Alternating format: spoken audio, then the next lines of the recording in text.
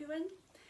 I hope you've seen from my Facebook page that I am now taking bookings for online Pilates classes. It's not what I'd anticipated doing. I thought I was going to be taking classes in person and that would be the only way. However, the situation obviously has changed quite a lot for everybody, and so going with the flow, and for the meantime it is online classes. I hope to be able to start taking actual classes in person again soon, but we're obviously all waiting for guidance on when that can happen. So in the meantime, if you've never been to an online class and you're not sure about it, I thought I would give you a few pointers and explain what you need. So, for starters, find somewhere in your house where you can lie down on a mat, if you have one, a yoga mat or a Pilates mat. If you don't have a mat, a towel, rug, somewhere comfortable is absolutely fine, and enough space that you can lie full length on the mat would be ideal. What to wear? You don't need any specialist clothing, you don't need any footwear at all. That's better to be barefoot, and you can feel where your weight pressures are through your feet, and it helps you to focus on getting the correct posture and standing alignment at the beginning of the class. After standing alignment, you will come down onto the mat, and if possible, if you can set up whatever device you're using, so it could be a laptop or a tablet or even a phone, if you set it up so that I can see you from the side when you are lying on your mat, you don't need to worry about being able to see me, because when it comes to these classes, I don't do them and have you follow along. I will talk you through all the moves, and it's more important that I can see you, and then I can give you guidance and corrections where necessary on moves and whatever suits your needs. So a mat, if you have a small pillow, so when you're lying on your back, to place behind your head, or when you're lying on your front, to place under your forehead, just so you've got enough space to breathe without squashing your face into the floor. So small pillow. If you don't have anything that's small like that, they're all kind of big and fluffy pillows, just fold up a towel and that will work equally as well.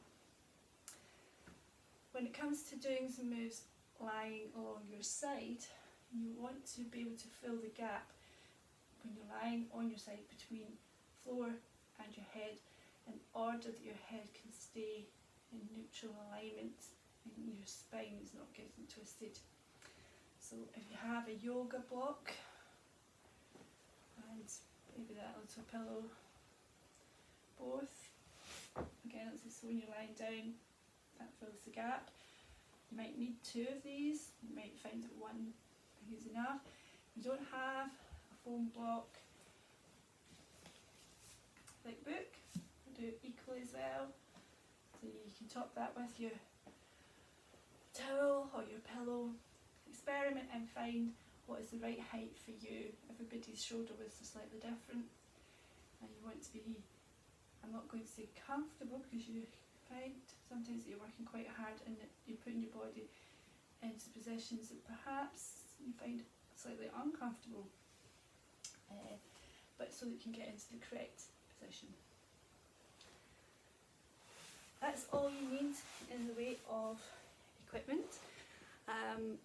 When you go on to my site to book a class, before attending your first class, could you fill in the registration form that's attached in the instructions and send that to me? That way I will know if you have any particular issues with any mobility in any of your joints, or any chronic pain, or recovering from any injuries, and I can modify the moves that we're doing so that they suit your individual needs.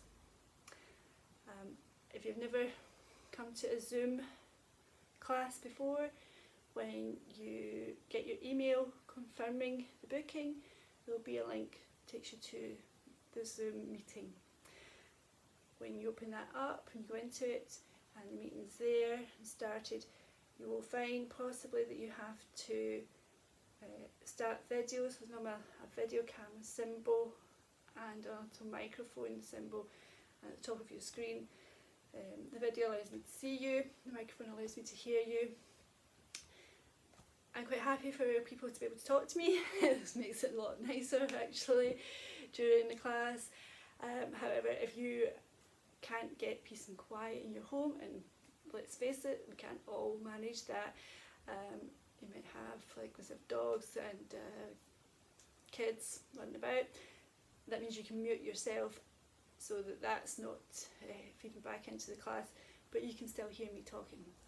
And like I say, you should be focused on your body. This is the time for you to think about what you're doing, and it takes quite a bit of concentration to work your way through the Pilates moves. Finding that mind-body connection, so you'll not be worrying about what anyone else is doing, and you don't need to be turning your head to look at the screen and take yourself out of alignment. As long as you can hear me, that's all that you need to go through the class. And if you've got any particular questions, feel free to ask me during the class or after. You can text me, message me via Facebook, email me, whatever you like, and I'll be more than happy to answer them and assist. So hopefully that's laid any concerns you have about trying an online class, and I will see you soon.